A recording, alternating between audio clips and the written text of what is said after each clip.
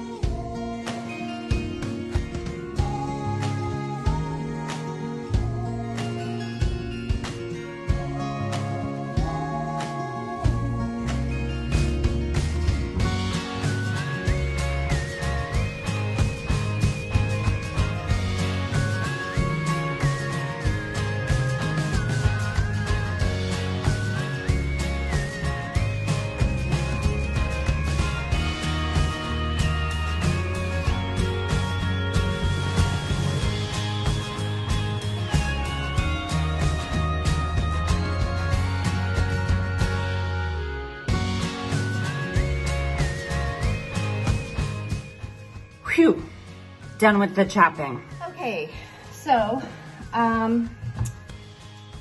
we finally got everything chopped. Now we just need to add it all to the bowl. The chopping part is really the most time-consuming part. I've already cooked this couscous, and I'm just gonna add it to my main bowl here. And just kind of separate the couscous a little bit, but it'll separate a little bit more when you put the lemon juice in there. Like I said, I put just a little drizzle of olive oil in here just so it wouldn't clump up too much. Then we can add our cucumber.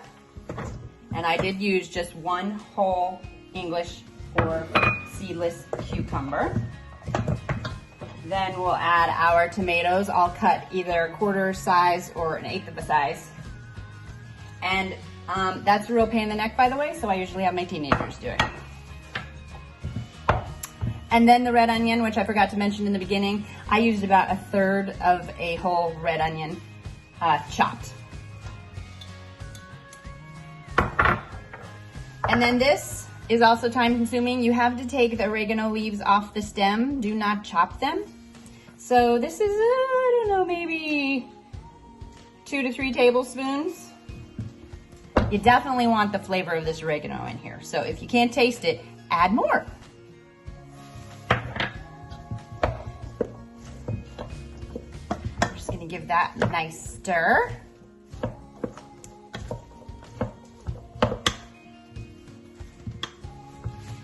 And then I took my 2 lemons, because these were kind of small lemons, so I think I might need all of them, but let's see. First, we'll start with the one.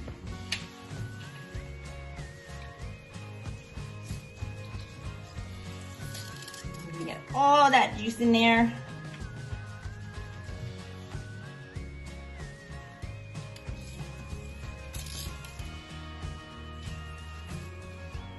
Yeah, definitely gonna need at least 1.5.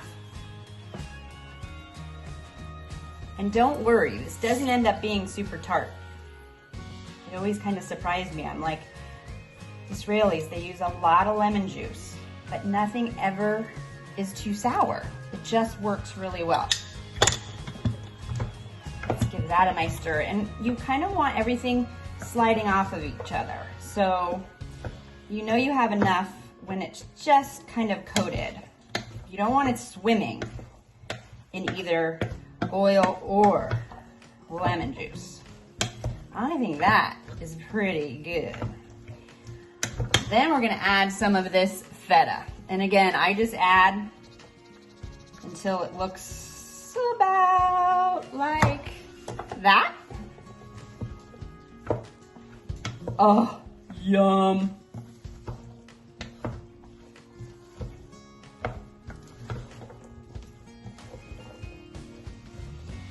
And then we gotta add a little bit of salt. 2 pinches maybe, nice big pinches. And then you also gotta have some coarse black pepper. I like a lot of that. Give it another good big mix.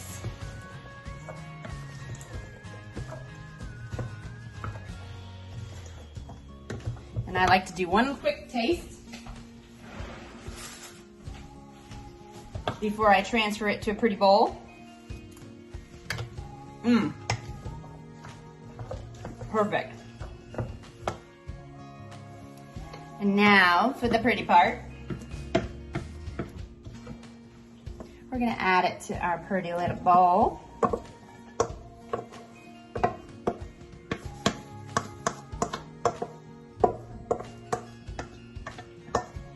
And maybe even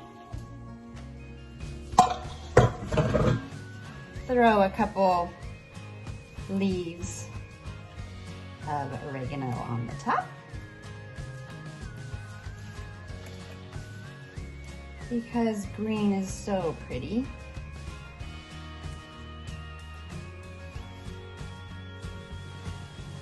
Ooh, I'm even gonna use the top part of it. just kind of dab it right there in the center. And there you have it.